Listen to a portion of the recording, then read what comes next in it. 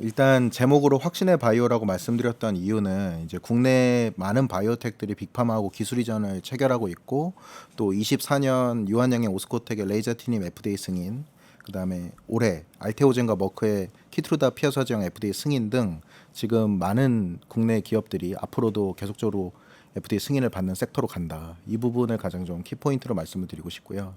일단 25년 리뷰를 잠깐 드리면 왼쪽 위에 보시는 것처럼 올해 상장 기업과 비상장 기업들의 기술 이전이 굉장히 눈에 띄었는데, 올해 공동 연구 포함 8건이 체결이 됐고요. 그 중에서 기술 이전 계약 2건이 비상장 기업인 에임드 바이오와 알지노믹스에서 나왔는데, 이 두 개 기업이 모두 11월 말 12월 초에 상장을 합니다.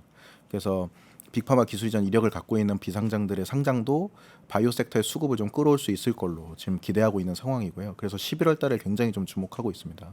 그다음에 두 번째 칸 보시면 알테오젠도 키트루다 SC를 이제 FDA 승인 받았고, 현재 노보노디스크까지 인수전에 참여한 D&D 파마텍의 파트너사인 메세라의 지금 경구용 비만 치료제 결과도 연말 연초 발표될 것으로 보고 있습니다. 국내 기업들이 기술 이전한 바이오텍들이 M&A까지 현재 나오고 있는 상황이고, 지난주 금요일에는 한올바이오파마의 파트너사인 이미노반트도 빅파마로부터 인수합병이 검토되고 있다는 보도가 되면서 한올바이오파마도 지금 현재 굉장히 급등을 하고 있는 상황이거든요.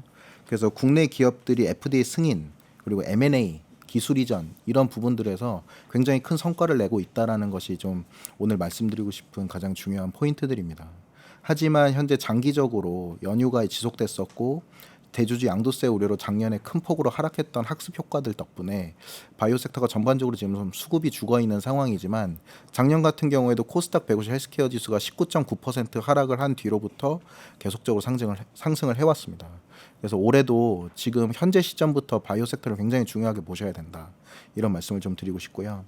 그래서 4분기에는 알테오젠의 코스피 이전 상장, 오늘 이사회 결의를 통해서 12월 8일에 임시주총이 열리는 것으로 공시가 나왔는데, 알테오젠이 코스피로 이전되면서 코스닥 기업 중에서 누가 이제 바이오텍 중에 1위를 차지할 것인가도 굉장히 좀 좋은 포인트로 보고 있고, 앞으로도 알테오젠은 연내 기술 이전 계약 2건이 현재 예정되어 있는 게 유지 상태거든요.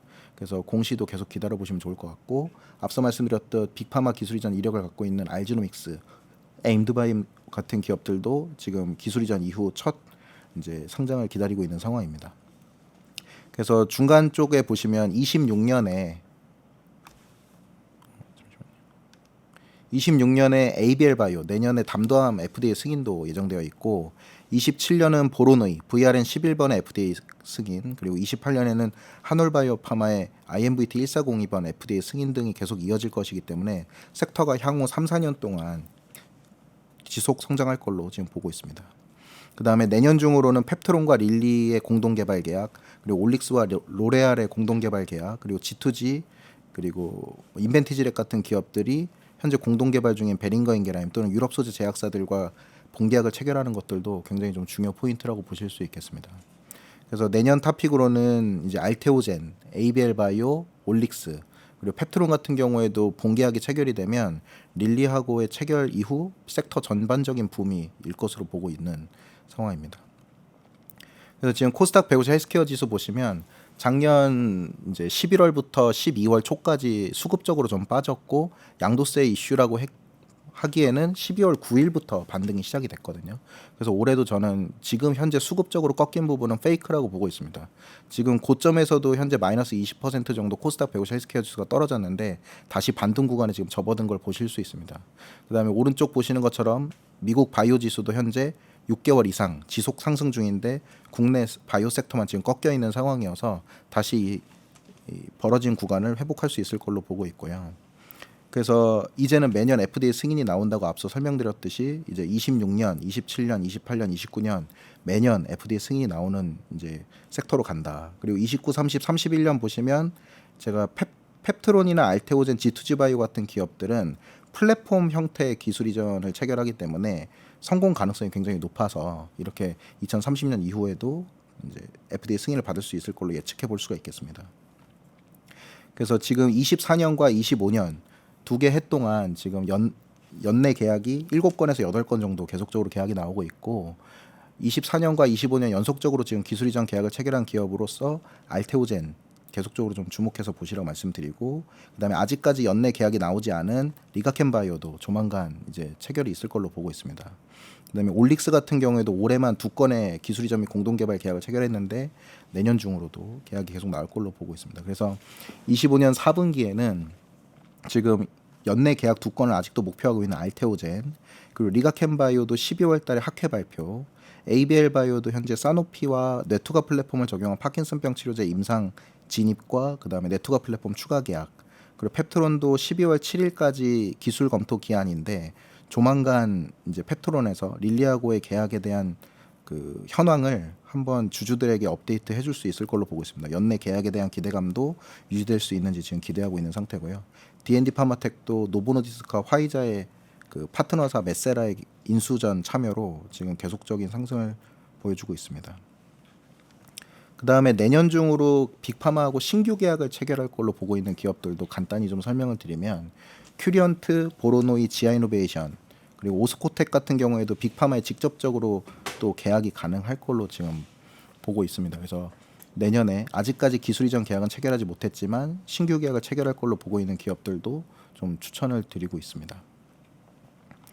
그래서 알테오젠은 이제 FDA 승인받은 키트루다 SC를 4분기부터 실적으로 인식해서 내년 3월달 사업보고서에서 처음으로 판매 마일스톤을 확인하실 수 있고, 또 다이치 산케오로부터 NO2 매출에 따른 전망도 지금 2032년 20조를 넘어가기 때문에 저희가 받을 수 있는 로열티율은 굉장히 이제 앞으로도 계속 지속 성장할 걸로 보고 있습니다. 그다음에 리가켄바이오와 ABL 바이오도 아직까지 상업화 시점까지는 시간이 좀 남아 있지만 지속적으로 기술 이전 계약을 체결하면서 업사이드가 계속적으로 나올 걸로 보고 있고요. 그다음에 올릭스 같은 경우에도 아직까지는 릴리와 첫 번째 계약을 체결한 기업이지만 내년 중으로는 릴리하고의 추가 계약, 그리고 로레알과 탈모 화장품 및 치료제에 대한 본계약 체결 기대감도 지금 높은 상황이고, 황반변성 치료제도 현재 빅파마 다수가 검토 중인 상태여서 올릭스는 리가캠 ABL 바이오 수준의 시가총액으로 올라갈 수 있을 걸로 보고 있어서 하반기 탑픽으로 또 내년 탑픽으로 말씀을 드리고요. 퓨처캠 같은 경우에는 제가 지금 4년째 커버하고 있는 기업이지만 시가총액이 많이 올라가지 못하고 있는 상황인데, 퓨처캠은 드디어 올해 임상 3상에 진입하면서 빅파마하고의 기술 이전 계약이 체결될 수 있을 걸로 보고 있습니다. 지금 현재 상황에서 가장 시가총액이 오르지 못했고 앞으로 업사이드가 가장 큰 종목은 또 퓨처캠, 현재 시가총액 5천억 언더기 때문에 지금 기술 이전 계약을 이제 막 체결하고 있는 올릭스, 현재 시가총액 2조 원을 넘고 D&D 파마텍이 현재 3.5조까지 올라와 있기 때문에 퓨처캠의 5천억 언더 시가총액은 굉장히 기회 구간에 있다. 이것도 좀 강조를 드립니다. 그 다음에 릴리가 만약에 정말로 펩트론과 계약이 체결될 경우 G2G 바이오가 향후에 어떤 기업과 비만 치료제 지속형을 개발하는지에 대한 이 기대감으로 G2G도 굉장히 크게 상승할 수 있을 걸로 보고 있고요. 그 다음에 앞서 설명드렸듯 큐리언트는 현재 CDK7 저해제라고 하는 영역에서 파이자가 임렌스라는 제품으로 6조 원 정도 매출을 일으키고 있는데 이 시장까지 진입이 가능할 걸로 지금 기대하고 있습니다. 그래서 큐리언트도 내년에 신규 계약이 나올 수 있는지 꼭 지켜보셨으면 좋겠습니다. 그 다음에 보로노이도 제가 저번 주에 처음으로 좀 구체적인 보고서를 냈는데요. 보로노이 같은 경우에는 비소세포 폐암과 유방암에서 지금 표적 항암제를 개발 중이고, 내년 중으로 헐투 표적 항암제 같은 경우 기술 이전을 하고, 그 다음에 EGFR 비소세포 폐암 치료제는 이제 직접 판매 방식으로 갈 수 있는 이제 구체적인 임상 데이터들이 내년 이제 주르륵 발표됩니다. 보로노이도 이제 좀 주요 기업으로 올라오고요. 지아이노베이션 같은 경우 작년에 연간 6조 원 매출을 일으키고 있는 졸레어라는 제품보다 우위의 임상 결과를 발표한 이후로 시가총액이 1.5조까지 올라왔지만 지금 현재 1조로 떨어진 상태거든요. 내년 중으로 유한양행이 요 지아이노베이션의 알레르기 치료제를 기술 이전하면 지아이노베이션도 이제 기술 이전 이력을 갖고 있는 바이오텍으로 커지게 됩니다.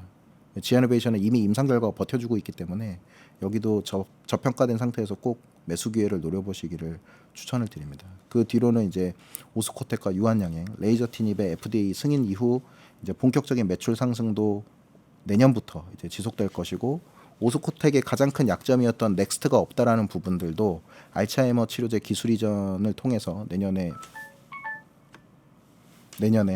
이제 기술 이전을 한 기업으로서 커질 수 있다는 부분도 꼭 이제 주목해서 보실 말씀드립니다. 그래서 국내 기업들이 지금 한 10개 기업 정도를 제가 추천을 드렸는데 이제 FDA 승인과 기술 이전 그리고 M&A 관련 이슈들로 이제 많은 기업들을 좀 보셔야 되거든요. 모두 다 펀더멘탈이 충분하고 앞으로의 성장성도 큰 기업으로 보고 있기 때문에 이 기업들을 주목해 보셨으면 좋겠습니다.